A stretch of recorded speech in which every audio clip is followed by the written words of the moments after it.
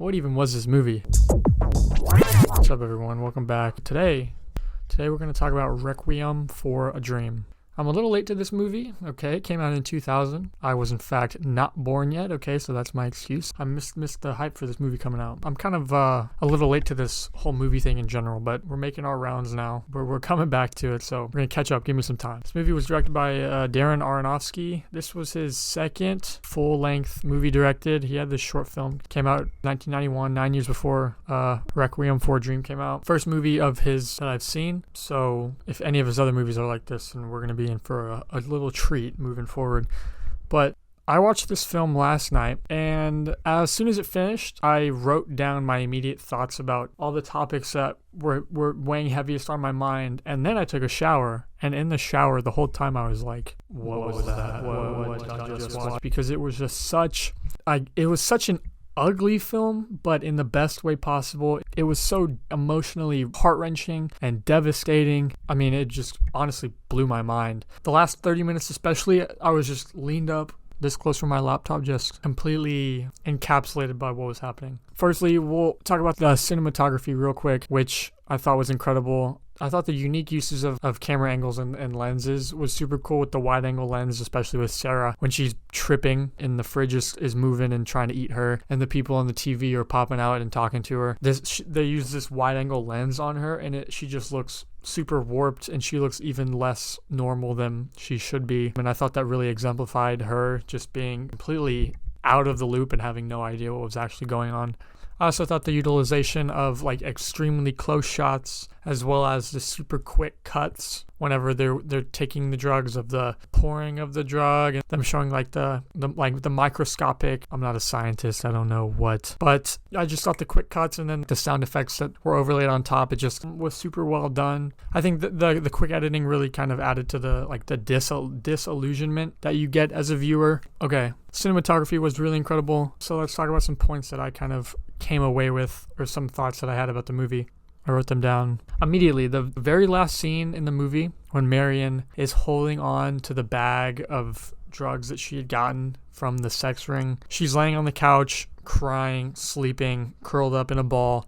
And I thought that shot was such a devastating shot when you think about how Harry had promised 10 minutes before in the movie that he was on his way home when he's calling her from prison. So he knows he's not coming home anytime soon, but she thinks that he is. And so to me, Marion was doing all of these awful things to try and do good for Harry, to show that she really cares about him and that she'll endure pain and trauma just to make him happy. And I thought the first time, whenever Marion had sex for money, Harry promised that everything would be okay. And whenever everything turned out to not be okay, instead of apologizing and acknowledging that he had done wrong, he instead doubles down on the fact that everything's going to be okay, and then goes to Florida. And Harry, only after leaving for Florida and his arm starting to hurt really bad, does he realize that he shouldn't have gone and that he needs Marion and he wants to see her. I also thought it was the relationship between Harry and his mother, Sarah. From the very start of the film, the opening shot, the split screen between Sarah in the closet looking through the keyhole and Harry yelling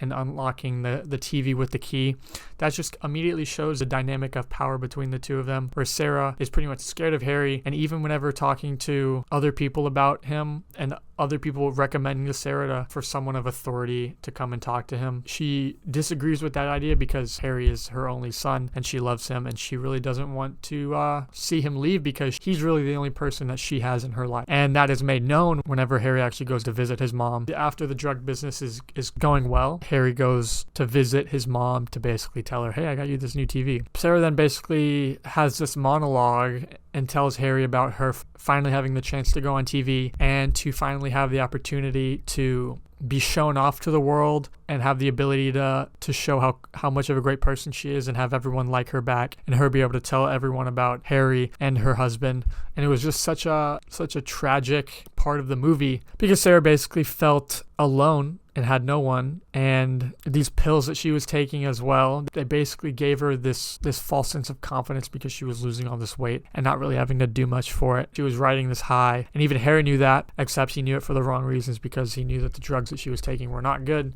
and that she needed to stop. And then towards the end of that scene, whenever Harry says that he's gonna come back and have dinner with his mom and he's gonna bring Marion, was also tragic because that, of course, does not happen. He never fulfills that promise. And the last thing that Sarah knows about Harry is that Harry is finally doing something in a career and a job. She just doesn't know what job it actually is. And she also thinks that Harry's in a good relationship, which he was at the time, but that kind of is left up for interpretation at the end of the movie. And also Harry doesn't know that his mom actually ends up spiraling out of control and just kind of loses all sense of herself and then gets electrocuted. I don't even know what that procedure or whatever that is. I also thought, I wasn't sure if Sarah and all of the old ladies that she lived or around her friends, I wasn't actually sure if they were her friends or not, because the only time that they're shown in Sarah's apartment talking to her, being kind to her, is after she gets the letter in the mail with the application to go on TV. So to me, it was only whenever Sarah actually has something going for her and has this opportunity to become someone who's known to all of these people, actually start to talk to her and care for her. That was kind of disproved at the end of the movie whenever the two ladies come and see Sarah at the hospital, and then they're shown crying after they see her, which was good to know that there were at least a couple of people in her life besides Harry that showed that they cared for her. So that, I mean, those are kind of, I guess, all the big kind of points that I had after watching this movie. One thing that was interesting to me, I was reading through reviews of this movie after watching it, and one person had a good point saying that the ending of each character's story arc in the movie kind of ended in almost an unrealistic place. Like, it seems a little far-fetched that what happened to each character actually happened, because Harry needs to go to the doctor for his arm. And when he gets to the doctor, he realizes how this happened to Harry. And whenever the doctor's like, I'll be right back, he takes the vials of whatever drug with him because he thinks Harry's just gonna like take it and use them. Him and Harry get arrested. Tyrone is fit for work, Harry's not. So like, Tyrone literally, in a sense, became a slave at this prison camp. And then Harry gets his arm amputated, and Marion is part of this sex ring. I mean, maybe that's just what drugs do to you. Maybe that's the point. Like, the idea is the way that the movie ends with each character might seem a little wild, but these are the drugs that they took, and this is what where the drugs led them. So this movie ends, like I said earlier, the last 30 minutes, I was just like this the whole time, right up to my computer screen. Super incredible film. So much unexpected happened. If you've seen it and you have other thoughts about what happened or the characters or their story or the messages and the tropes behind the movie, let me know. I'd love to talk about them in the comments. If you enjoyed this video, make sure to give it a like and subscribe for more future movie commentaries. Being much more new into the movie watching scene, I think my articulation with my thoughts with movies is pretty poor, but I think only talking about them and watching more movies and having more discussions will help me get better. So cut me some slack, please, and thank you. I really appreciate you watching. If you have any movie recommendations, please continue to drop them. Requiem for a Dream, Dream Chaser, Chase the Bag. Peace out.